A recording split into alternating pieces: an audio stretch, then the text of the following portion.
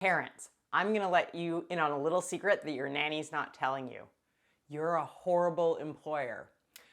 Okay, not all parents are bad employers, but we estimate about 25% of nannies quit because of things their employer does that are disrespectful or bad pay or not following the legal requirements in your area. Today, I'm gonna help you keep your nanny longer in this really tight market where it's hard to find employees. If we haven't met before, I'm Michelle Kelsey, founder of the Nanny Solution by Nannies on Call. I bring you videos to help you understand the nanny industry and get the best nanny you can. Let's dive right into it today so that you can keep your nanny for longer. First up is nannies are not mind readers. Time after time, we hear from nannies that they get in trouble or talked to by their employer because of things they've done wrong, but they had no idea that you wanted them that way. For example, if you want the kids to eat certain foods at lunch, or their food needs to be cut in a certain way, or if you prefer them to play outside versus inside, no TV time. These are just a few examples of things parents are not communicating to the nanny. Each household is so different that the nanny can't read your mind and know how you like things done in your home. They've worked in dozens, potentially, of homes before yours and met lots of families who all do it differently. It may seem normal to you, but I can guarantee you it's different in each household. Make sure you either have a manual or you give your new nanny time to be trained and tell them how you like things done in your household. Number 2, not checking in. Nannies have told us that they have asked parents to check in, set up a time to talk again and again, and the parents say yes, yes, yes, and then Friday comes and goes and they don't talk. This is really frustrating for nannies who want time to communicate with you what's going on in your children's lives. It is very important to schedule this time, whether you decide it's every Friday, the last Friday of every month, whenever you and your nanny decide it's appropriate is when you should do these talks. But you need to make them a priority, just like you make going to work every day, the meetings at work a priority, family time.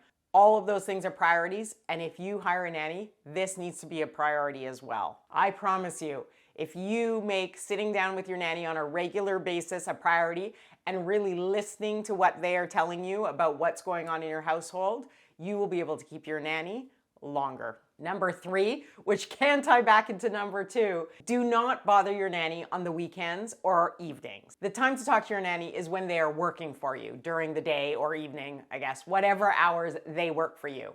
But when it's their days off or their time off, do not contact them. Constantly, families are contacting nannies saying, can you work at 8 a.m.? Actually make that 8:30, actually back to 8 a.m. And it is so frustrating for the nannies who are trying to plan their lives.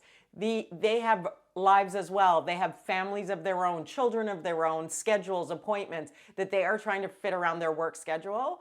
And it's really difficult to do that when it's constantly changing. Also, if you need to have a sit down or a talk, a pre-scheduled talk like we talked about in number 2, it is not the time to do it and ask them to FaceTime you on the weekend. This is their time off. This is not paid time. If you need to have a talk with them, it needs to be during their paid work hours. Number 4 is not paying for breaks. We often hear families ask, do I have to pay the nanny when my child's sleeping or when they go to bed at night and I'm out? The answer is yes. The nanny cannot leave your home. This is not like a normal job where you can pop out to the coffee shop or go have lunch with a friend. You are on duty, and if there's an emergency, you as the parent expect the nanny to act. If the nanny is on a break, they are still being paid. And yes, they can sit down, have lunch, read. They need to decompress just like parents need to decompress, and they are going to be better with your children if they have that time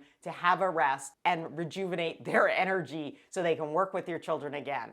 Nannies get paid for the entire time they are working. No lower pay because the child's sleeping. This is work and they are not able to leave. Number 5, for me, has to be one of the most disrespectful things parents do and the biggest reason nannies quit, and that's having to ask for their pay.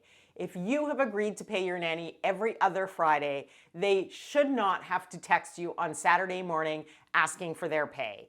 They shouldn't have to constantly remind you week after week that they need to be paid. And this is happening every week for hundreds of nannies. They need to be paid. They have bills, they've worked for your family. It's incredibly disrespectful when you do not prioritize paying your nanny for the work that they did and the care they gave your children all week. It's a really difficult job. And as a parent, if you want to keep your nanny long term, the easiest thing to do is treat them with respect and not do any of the 5 things we just reviewed. Remember, there's a nanny shortage right now. So if your nanny leaves, finding a new one is going to be incredibly difficult and incredibly expensive. And nannies have options right now. Parents, have you ever heard the term unicorn family?